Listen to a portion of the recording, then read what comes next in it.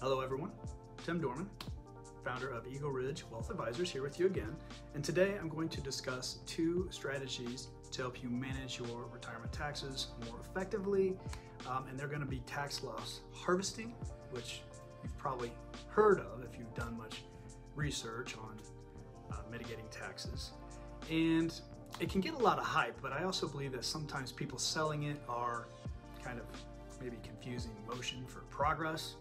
And I'm going to explain a little bit more about that in just a bit. And number two, asset placement.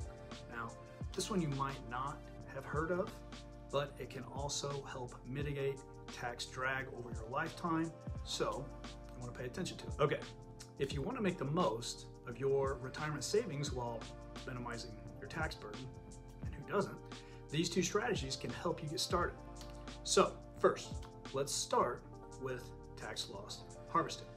So this strategy can be particularly beneficial for retirees who can manage their taxable income. And if you have different income streams and account types, you could probably do this. And here's how it works. So tax loss harvesting involves selling investments that have declined in value to realize a loss. Then this can also be used to offset any capital gains that you might have realized from selling other investments for a gain. So for instance, let's say that you had a good year with some of your investments, like this year, 2024. But maybe some other investments that you had, maybe some of those lost value, right? So selling those underperforming investments can help reduce your overall taxable income.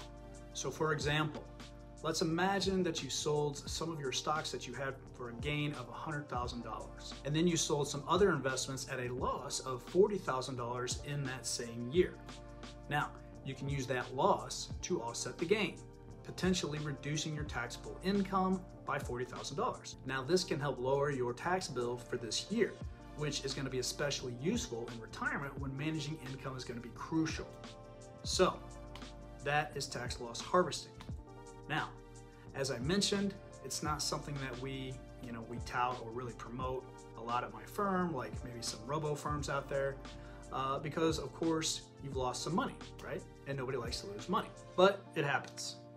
And when it happens, we have to take advantage of that situation tax-wise. But it might be more of a band-aid when what we actually need is a tourniquet or a cast, right? But if selling some investments at a loss can help you drop from maybe the 32% ordinary income tax bracket into the 24% ordinary income tax bracket, or from the 15% capital gains tax bracket into the zero tax bracket, well, it can certainly be beneficial, right? Especially if your taxable income moving forward might not be as high as it is right now. Now, on to asset placement, which is all about where we are going to hold different types of investments to optimize and minimize your lifetime tax liabilities. Now, you've probably heard of asset allocation, right? But asset allocation is not the same thing as asset location. Asset allocation is the distinction of the type of investments that you actually own. For instance, maybe you've heard of a 60-40 portfolio or a 70-30 portfolio, and this refers to having 60% equities or stocks to 40% fixed income or bond type investments.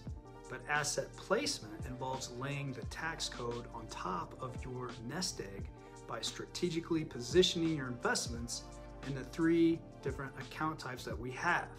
What do I mean by three types of accounts? They are taxable accounts, they are tax-deferred accounts, like your 401ks and 403bs and IRAs, and there are tax-free accounts, or our Roth accounts. And the goal with asset placement is to minimize taxes over the long term. So, for retirees, this means thinking carefully about where we want to place what type of investments that we have to minimize your lifetime tax liabilities.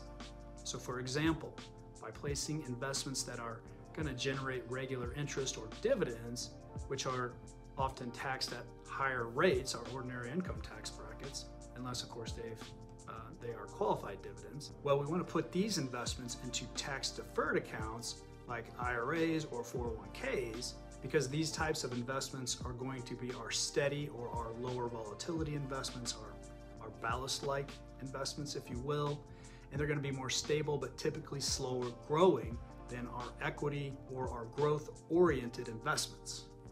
And we want these investments in our tax-deferred accounts because they're going to be taxed at our 7-bracket ordinary income tax rates when we withdraw the money, which of course is the highest rates in our code right now. So if we're going to have ABC stock go from 10 to 100 over time, we don't want to pay the highest rates in the code, right?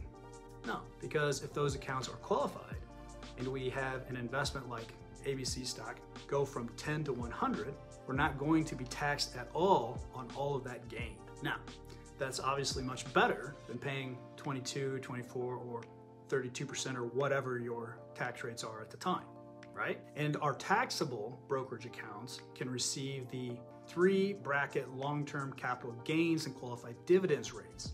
And those are obviously better than our 7-bracket system. But this might not be as good as paying a 0% tax like in our Roth account, but it's still much better than paying ordinary income taxes on our tax-deferred accounts. Because people don't realize this, but all that tax-deferred money is going to be ordinary income at some point in your future life. So the idea is to let your investments grow in the most tax-efficient manner possible by placing higher yielding, lower growth-oriented investments in tax-deferred accounts, and then long-term growth investments in tax-free accounts like your Roth accounts. And maybe our more moderate investments in taxable accounts because we get the 3 brackets, 0, 15, and 20 in those rates. And this is going to potentially reduce your overall lifetime tax liability and of course, enhance your retirement savings, which is the goal. And Vanguard's research states on this that the strategy can add as much as 0.6% per year to a nest egg if it's implemented properly. So obviously this can really add up to real solid savings over 20, 30, or 40 years. Bottom line, these are just 2 strategies that we use to reduce taxes effectively. Now we use tax loss harvesting to offset gains and reduce taxable income, and we use asset location by strategically placing your investments across different account types so that we can lower lifetime tax liabilities, because we want to use these strategies to help you keep more of your retirement savings and make sure that we aren't paying Uncle Sam 1 more cent than we owe. Thanks, and I'll see you in the next video. Once again, Tim Dorman here, founder of Eagle Ridge Wealth Advisors. And if you would like to see how we help our clients get the most out of their financial lives in retirement, please visit us at erwealth.com, and we hope to see you there.